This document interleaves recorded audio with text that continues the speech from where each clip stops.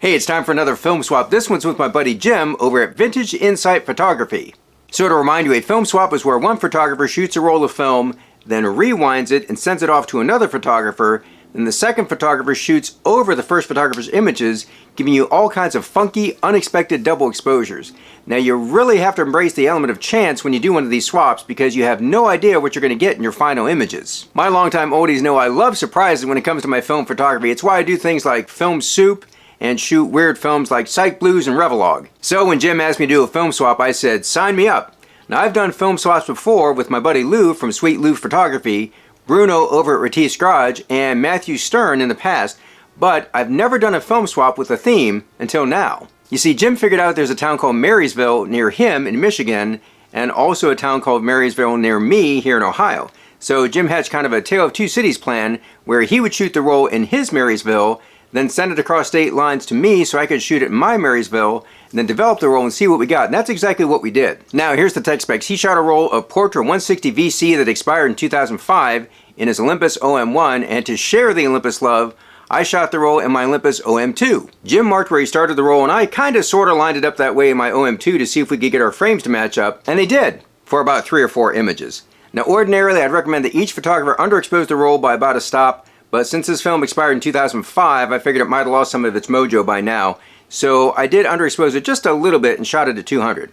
As usual, I developed the roll with my Cinestill C41 kit and then scanned the images with my Epson V550 using Epson Scan 2 software. Stick around after the images and I'll share with you what I think makes for a successful film swap.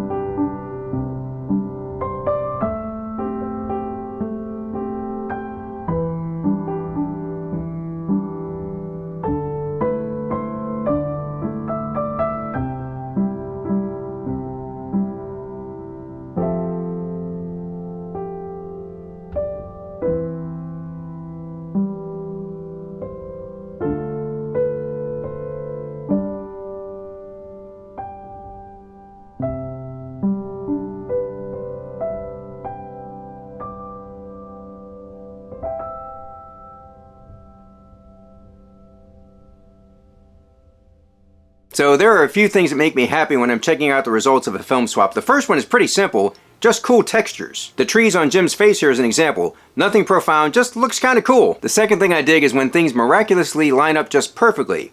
A couple of examples from this roll are how the pedestrian on the sign here is perfectly posed at the top of the slide, and how this close sign is hanging off this bird's neck just so. My all-time favorite example of this perfect superimposition is the new Descending a Staircase image I got with Matthew Stern on our film swap several months back. The third thing I like is where there's a little element of humor. Something about this pier and the caution drive slowly sign just struck me as kind of funny. And extending beyond the element of humor is my favorite thing, irony. For me, the image that best illustrates that on this roll is the image here with the welcoming entrance sign pitted against the foreboding barbed wire. That tension between opposing elements, I think, makes for some interesting images, and when it comes to film swaps, that's all you can hope for, is to get some interesting images.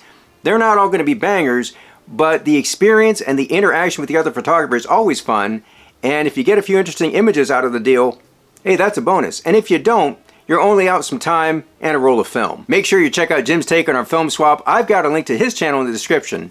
And if you want to see more film swap fun, you can find all my other swaps in the playlist popping up on the screen now. So until next time, do some good, have some fun, and swap some film.